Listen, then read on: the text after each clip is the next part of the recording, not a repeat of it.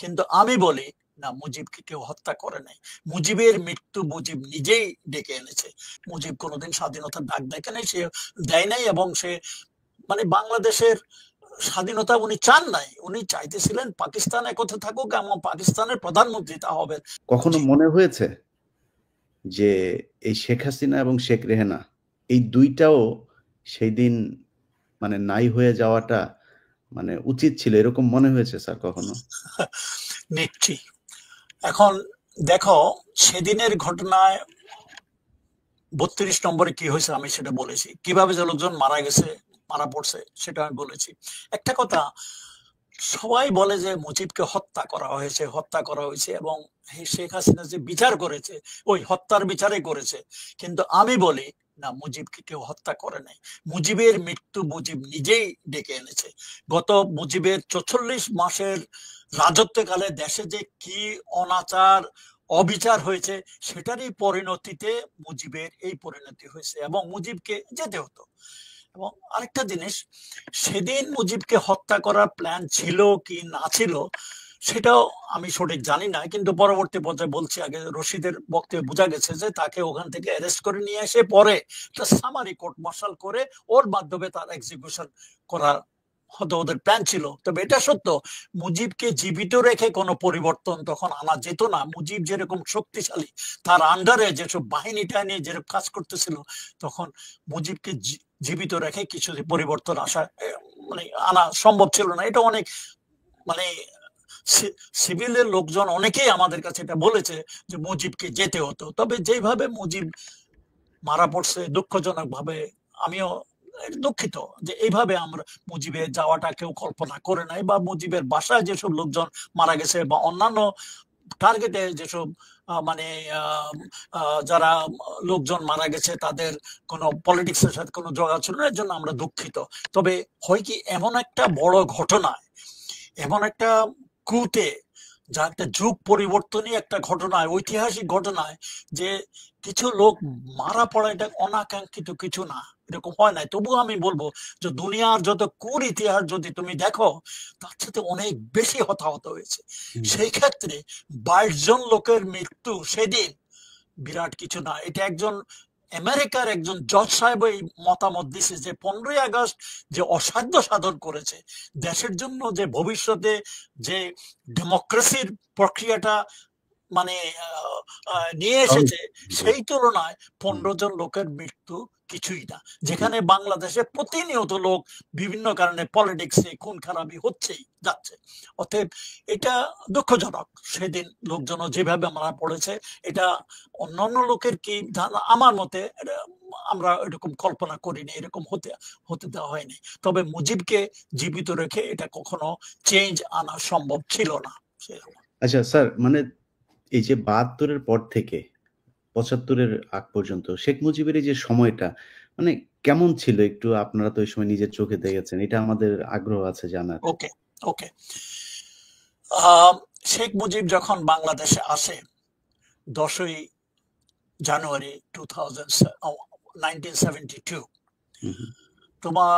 তুমি তখন নিজেই, তোমার জন্ম হয় নাই, যোগী কাহিনী টাহিনী শুনে থাকো, ছবি টবি দেখে থাকো। The reception he received in Dhaka airport এবং পরে সরওয়ার্দী উদ্যানে, লোকজনের ভালোবাসা যেরকম পেয়েছে, দুনিয়ার কোন নেতা এরকম পেয়েছে বলে আমার মনে নাই। কারণ এটা সত্য যে 71-এর আগে মুজিবের অবদান ছিল বিভিন্ন, এটা অস্বীকার করা যায় না, বহু অবদান ছিল, লোকজনকে জাগ্রত করা, পাকিস্তানের এগেনস্টে করা। কিন্তু দুঃখজনক ভাবে যেই মুজিব সারা জীবন যুদ্ধ করেছে, সংগ্রাম করেছে মানুষের মানে গণতন্ত্রের জন্য, মানুষের অধিকারের জন্য, হিউম্যান রাইটস এর জন্য, আর তিনি ক্ষমতায় বসে কিছুদের মধ্যে এগুলো সব পাল্টে গেলে বনে গেলেন বিরাট একজন স্বৈরাচার, অত্যাচারী স্বৈরাচার। এটা আশ্চর্যের ব্যাপার। তো মুজিবের 71-এর আগের মুজিব একরকম, 71-এর পরের মুজিব একরকম। ইভেন 71ও মুজিবের যে মানে কার্যকলাপ সন্দেহ ছিল। মানে 7ই মার্চের ভাষণ, লোকে বলে বিরাট ভাষণ, অবশ্য আমার কাছে এটা কনফিউজিং।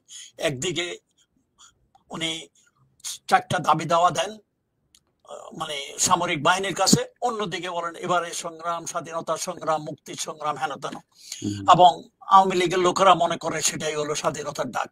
মুজিব কোনোদিন স্বাধীনতার ডাক দেখে নাই, সে দেয় নাই, এবং সে মানে বাংলাদেশের স্বাধীনতা উনি চান নাই, উনি চাইতেছিলেন পাকিস্তান একত্রে থাকুক এবং পাকিস্তানের প্রধানমন্ত্রী তা হবে। আমি এখানে একটা যে উল্লেখ করি, যে জগলুল হোসেন, উনি লন্ডন প্রবাসী একজন বাঙালি, স্বাধীনতা পদক উনি পেয়েছেন স্বাধীনতার পক্ষে তার অবদানের জন্য, এবং তিনি একজন রাজনৈতিক বিশ্লেষক। উনি একটু উল্লেখ করেছেন, আমি একটু উল্লেখ করি, উনি মুজিবের আমলের যে মানে কিছুটা মানে উনি বলছেন, আমি সেটা একটু বলছি।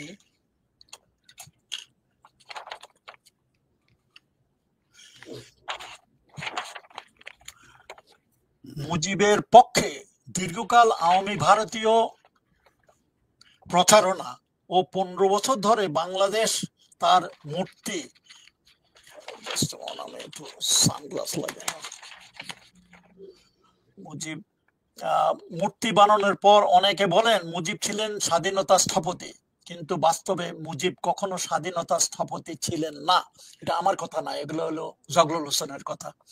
মুজিব কখনো স্বাধীনতা ঘোষণা করেননি বা চাননি। 25শে মার্চ 1971 রাতে তিনি নিজের ও নিজের পরিবারের নিরাপত্তা এবং পরিবারের জন্য মাসিক 1500 রুপি, এখনকার দিনে কয়েক লক্ষ টাকা ভাতার ব্যবস্থা করে আত্মসমর্পণ করেন। বিদ্রোহ দমনের পর তাকে প্রধানমন্ত্রী করা হবে, ইয়াহিয়ার এই আশ্বাসে তিনি ইয়াহিয়ার সঙ্গে সহযোগিতা করেন। 25শে মার্চ রাতে তিনি ছিলেন ইয়াহিয়ার প্রথম সহযোগী ও জাতীয় বিশ্বাসঘাতক। জাতীয় বেঈমান মুজিব 1972 থেকে 75 এক ফাঁসিবাদী জালেম শাহী কায়েম করেন। মুজিব আমলে আওয়ামী লীগ ও তার ভারতের কারসাজিতে রক্ষী বাহিনীর হাতে নিহত হয় 30,000 দেশপ্রেমিক। দেশে চলে বর্বরতা, হত্যা, গুম, নিপীড়ন, আমার এই সংখ্যালঘুবাদী ব্যাপার, আইনজীবী দুর্নীতি, অনেক কিছু উনি লিখেছেন যে এখন সেখানে সবকিছু উনি বলেন নাই। এর মধ্যে আরো আছে 30,000 দেশপ্রেমী তো খুন করেছে রক্ষী বাহিনী দিয়ে, ইনক্লুডিং সিরাজ শিকদার। 62,000 জেলের ভিতরে ঢুকিয়ে দিয়েছে। Anybody not toeing Awami line, Mujib line, মুজিবের কথা, তাকে জেলের ভিতরে ঢুকিয়ে দিয়েছে। এদের মধ্যে কাউকে পাওয়া গেছে, কাউকে আর কোনোদিন পাওয়া যায় নাই। তারপরে আর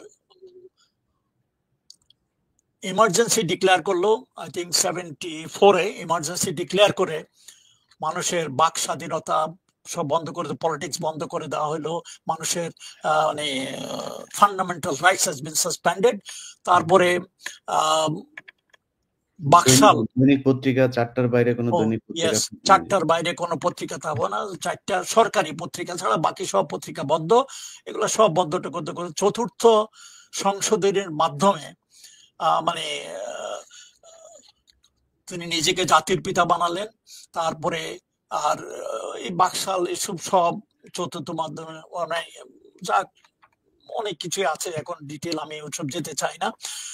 তারপরে বাকশাল কি হয়েছে সেটাও আমরা সবাই জানি, মানে 75-এর জানুয়ারির দিকে বাকশাল গঠন করে। বাকশালের পরে সব পলিটিক্যাল পার্টি সব ব্যান করে দেওয়া, একমাত্র বাকশালই ছিল, এবং বাকশালের মধ্যে মিলিটারি, সামরিক, কি জানি বলে, ব্যুরোক্রেসি, সবাইকে এতে ফোর্স করা হলো জয়েন করার জন্য, সবাই এতে জয়েন করতে হলো।